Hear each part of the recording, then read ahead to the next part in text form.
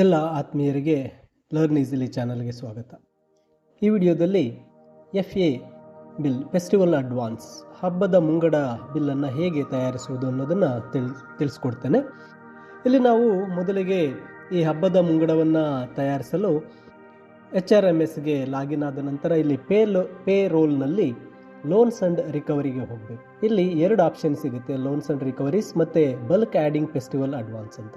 ಇಲ್ಲಿ bulk adding festival advance ಅಂದರೆ ಕಚೇರಿಯಲ್ಲಿರ್ತಕ್ಕಂಥ ಎಲ್ಲ ನೌಕರರಿಗೆ ಒಟ್ಟಾಗಿ ಸೇರಿ ಫೆಸ್ಟಿವಲ್ ಅಡ್ವಾನ್ಸ್ ಅನ್ನು ಮಾಡ್ತಕ್ಕಂಥದ್ದು, FA ಬಿಲ್ಲನ್ನು ಮಾಡ್ತಕ್ಕಂಥದ್ದು. ಆದರೆ ಈಗ ನಾನಿಲ್ಲಿ ಒಬ್ಬರಿಗೆ ಮಾತ್ರ ಇಂಡಿವಿಜುವಲ್ ಫೆಸ್ಟಿವಲ್ ಅಡ್ವಾನ್ಸ್ ಬಿಲ್ಲನ್ನು ಹೇಗೆ ಮಾಡೋದು ಅನ್ನೋದನ್ನ ತೋರಿಸ್ಕೊಡ್ತೇನೆ. ಇಲ್ಲಿ ನಾವು ಪೇರೋಲ್ನಲ್ಲಿ ಬಂದಾಗ loans and ರಿಕವರೀಸ್ನಲ್ಲಿ loans and recoveries ಮೊದಲನೇ ಆಪ್ಷನನ್ನು ತಗೋಬೇಕಾಗುತ್ತೆ ಒಬ್ಬರಿಗೆ ಇಂಡಿವಿಜುವಲ್ ಆಗಿ FA ಬಿಲ್ಲನ್ನು ಮಾಡೋದಕ್ಕೆ.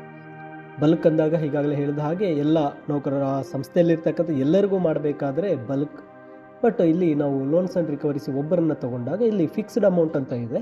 ಮೊದಲನೇ option select recovery amount type, ಇಲ್ಲಿ ಫಿಕ್ಸ್ಡ್ ಅಮೌಂಟ್ ಅಂತಿದೆ, ಅದನ್ನು ನಾವು ಚೇಂಜ್ ಮಾಡ್ಕೋಬೇಕು, ಇನ್ಸ್ಟಾಲ್ಮೆಂಟ್ ಅಮೌಂಟ್ಗೆ ಚೇಂಜ್ ಮಾಡ್ಕೋಬೇಕು. ನಂತರ ಯಾರಿಗೆ ನಾವು ಬಿಲ್ ಮಾಡ್ತಾ ಇದ್ದೀವಿ ಅವರ ಒಂದು KJD ನಂಬರನ್ನು ಕೊಟ್ಟು ಗೆಟ್ ಅಂತ ತಗೋಬೇಕಾಗುತ್ತೆ. ಅವರ ಒಂದು ಮಾಹಿತಿ ಕೆಳಗಡೆ ಬರುತ್ತೆ. ನಂತರ ಆ ಒಂದು ಮಾಹಿತಿಯನ್ನು ನೋಡಿ ಅಲ್ಲಿ ನಾವು ಪ್ಲಸ್ ಸಿಂಬಲನ್ನು ಕ್ಲಿಕ್ ಮಾಡ್ಕೋಬೇಕು. ಪ್ಲಸ್ ಸಿಂಬಲನ್ನು ಕ್ಲಿಕ್ ಮಾಡಿದ ಕೂಡಲೇ ಅಲ್ಲಿ ಮೊದಲನೇದಾಗಿ ನಮಗೆ ತುಂಬ ಟೈಪ್ಸ್ನಲ್ಲಿ ಅವರ ಒಂದು ಬಿಲ್ಸನ್ನು ಮಾಡೋದಕ್ಕೆ ಆಪ್ಷನ್ಸ್ ಸಿಗುತ್ತೆ. ನಾವಲ್ಲಿ ಫೆಸ್ಟಿವಲ್ ಅಡ್ವಾನ್ಸನ್ನು ಸೆಲೆಕ್ಟ್ ಮಾಡ್ಕೋಬೇಕಾಗುತ್ತೆ. ಮೊದಲನೇದಾಗಿ ನಾವು ಮೊದಲು ಆ ಒಂದು ಬಿಲ್ ಮಾಡೋದಕ್ಕೆ ಫೆಸ್ಟಿವಲ್ ಅಡ್ವಾನ್ಸನ್ನು ಸೆಲೆಕ್ಟ್ ಮಾಡಬೇಕು. ಇಲ್ಲಿ ಪಾಲಿಸಿ ನಂಬರ್ ಕೇಳ್ತಾ ಇದೆ, ಇಲ್ಲಿ ಪಾಲಿಸಿ ನಂಬರ್ ಏನು ಕೊಡೋದು ಬೇಕಾಗಿರಲ್ಲ, 0ನ ಇಟ್ಕೋಬಹುದಾಗಿರುತ್ತೆ. ನಂತರ ಸ್ಯಾಂಕ್ಷನ್ ನಂಬರ್, ಇದು ಎಷ್ಟು ಈ ವರ್ಷದಲ್ಲಿ ಎಷ್ಟನೇ ಸ್ಯಾಂಕ್ಷನ್ ನಂಬರ್ ಅಂತ ಅಲ್ಲಿ ಕೊಟ್ಕೋಬೇಕು. ನಂತರ ಸ್ಯಾಂಕ್ಷನ್ ಡೇಟ್, ನಾವು ಯಾವ ದಿನಾಂಕದಂದು ಇವರಿಗೆ ಈ ಒಂದು FA ಬಿಲ್ಲನ್ನು ಮಾಡ್ತಾ ಇದ್ದೀವಿ ಆ ದಿನಾಂಕವನ್ನು ಕೊಡಬೇಕಾಗತ್ತೆ. ನಂತರ ಸ್ಯಾಂಕ್ಷನ್ ಅಮೌಂಟ್, ಈಗ ಒಟ್ಟಾಗಿ 25,000ಗಳ FA ಬಿಲ್ ಇರೋದ್ರಿಂದ ನಾವಲ್ಲಿ ಸ್ಯಾಂಕ್ಷನ್ ಅಮೌಂಟನ್ನು 25,000 ಎಂಟ್ರಿ ಮಾಡಬೇಕಾಗತ್ತೆ. ಮತ್ತು ಈ 25,000 ಫೆಸ್ಟಿವಲ್ ಅಡ್ವಾನ್ಸ್ಗೆ ಯಾವುದೇ ರೀತಿ ಇಂಟ್ರೆಸ್ಟ್ ಇರೋದಿಲ್ಲ, ಸೊ ನಂತರ ನಾವು ಇಂಟ್ರೆಸ್ಟನ್ನು 0 ಮಾಡಬೇಕಾಗುತ್ತೆ. Next principal monthly instalment amount ಇದೆ, ಅಲ್ಲಿ ನಾವು 2,500 ರೀತಿ total number of principal months ಅಂದಾಗ 10 ತಿಂಗಳಿಗೆ ಅವರಿಗೆ 2,500 ರೀತಿ ಆ ಅಮೌಂಟನ್ನು ನಾವು ಕಟ್ ಮಾಡಬೇಕಾಗಿರೋದ್ರಿಂದ total number of principal monthly ಇನ್ಸ್ಟಾಲ್ಮೆಂಟನ್ನು ನಾವು ಇಲ್ಲಿ ಮಂತ್ಸನ್ನು 10 ಸೆಲೆಕ್ಟ್ ಮಾಡಬೇಕಾಗುತ್ತೆ.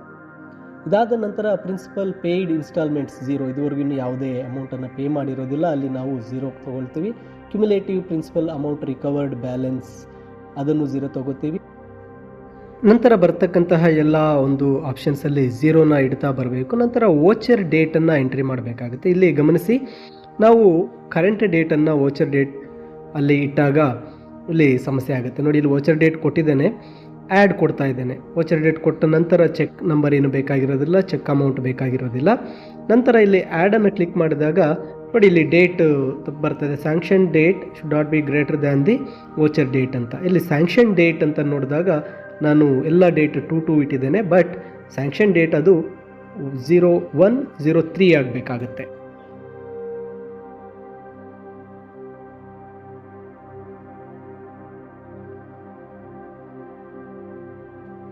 ಈಗ ಆ್ಯಡನ್ನು ಕ್ಲಿಕ್ ಮಾಡಿದಾಗ record has been successfully saved, ಈಗ ಇದು ಸಕ್ಸಸ್ ಆಗಿದೆ.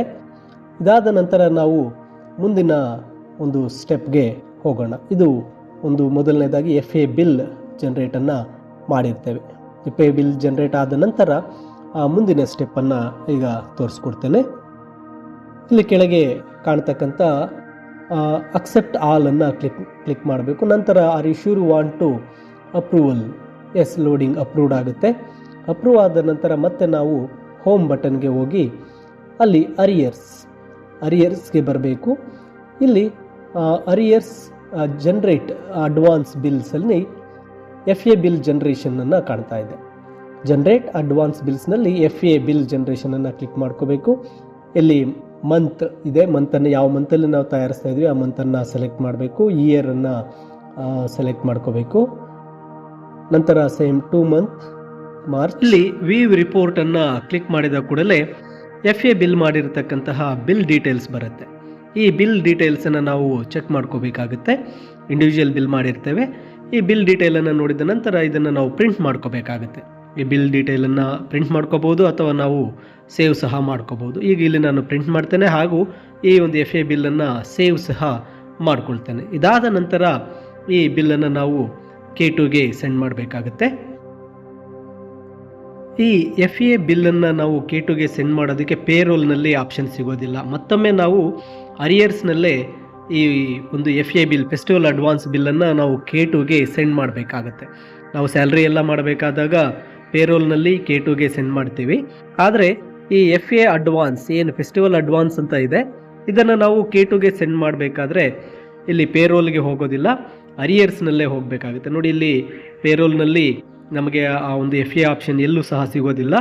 ಆದ್ದರಿಂದ ನಾವು ಮತ್ತೆ ಅರಿಯರ್ಸ್ಗೆ ಬಂದಾಗ ಅರಿಯರ್ಸ್ನಲ್ಲಿ ಇರುತ್ತೆ FA bill send to K2 ಒಂದು ಆಪ್ಷನ್ ಸಿಗುತ್ತೆ. ನೋಡಿ, ಇಲ್ಲಿ ಕಾಣ್ತಾ ಇದೆ FA bill send to K2. ಈ ಒಂದು ಆಪ್ಷನನ್ನು ನಾವು ಕ್ಲಿಕ್ ಮಾಡಿಕೊಂಡಾಗ ಈಗ ಆಲ್ರೆಡಿ ಎಲ್ಲ ಮಾಹಿತಿಯಲ್ಲಿ ಬಂದಿರುತ್ತೆ. ಮಾರ್ಚ್ 2024 ಮಂತ್ ಟು ಮಂತ್ ಎಲ್ಲವೂ ಇದೆ. ಇಲ್ಲಿ ಯಾವುದೇ ಬದಲಾವಣೆ ಮಾಡಬೇಕಾಗಿರೋದಿಲ್ಲ. ಅಲ್ಲಿ ಬಿಲ್ಲನ್ನು ಮಾತ್ರ ನಾವು ಕರೆಕ್ಟಾಗಿ ಚೂಸ್ ಮಾಡಬೇಕಾಗುತ್ತೆ. ಅದು FA ಬಿಲ್ ಆಗಿರಬೇಕು. ನಂತರ ಹೆಡ್ ಆಫ್ ಅಕೌಂಟ್ ಮತ್ತು ಎಸ್ಟಾಬ್ಲಿಷ್ಮೆಂಟ್ ನಂಬರ್ ನೋಡಿ K2 ಎಸ್ಟಾಬ್ಲಿಷ್ಮೆಂಟ್ ನಂಬರನ್ನು ಕೊಟ್ಟು ಗೆಟ್ ಅಂತ ಕೊಡಬೇಕು. ಗೆಟ್ ಕೊಟ್ಟ ನಂತರ ಇಲ್ಲಿ ಮಾಹಿತಿ ಸಿಗುತ್ತೆ. FA ಬಿಲ್ನ ಮಾಹಿತಿಯಲ್ಲಿ ಬರುತ್ತೆ. ನಂತರ ಕೆಳಗಡೆ ಕಾಣ್ತಕ್ಕಂತಹ ಸೆಂಡ್ ಟು K2 ಅನ್ನು ನಾವು ಕ್ಲಿಕ್ ಮಾಡಿದಾಗ ಈ ಬಿಲ್ K2ಗೆ ಹೋಗುತ್ತೆ. ನಂತರ ನಾವು ಈ ಒಂದು ಸ್ಟೇಟಸನ್ನು ಪೇರೋಲ್ನಲ್ಲೇ ಸೆಂಡ್ ಟು K2 ಅಥವಾ K2 ಸ್ಟೇಟಸ್ ರಿಪೋರ್ಟ್ನಲ್ಲಿ ಚೆಕ್ ಮಾಡ್ಕೋಬೇಕಾಗತ್ತೆ. ಇಲ್ಲಿ ಕೊನೆಯಲ್ಲಿ ಕಾಣ್ತಕ್ಕಂತಹ ಸೆಂಡ್ ಟು K2 ಅನ್ನು ಕ್ಲಿಕ್ ಮಾಡಿದಾಗ ಇದು K2ಗೆ ಫಾರ್ವರ್ಡ್ ಆಗುತ್ತೆ. ನಂತರ ಇದರ ಒಂದು ಸ್ಟೇಟಸನ್ನು ನಾವು ಪೇರೋಲ್ನಲ್ಲೇ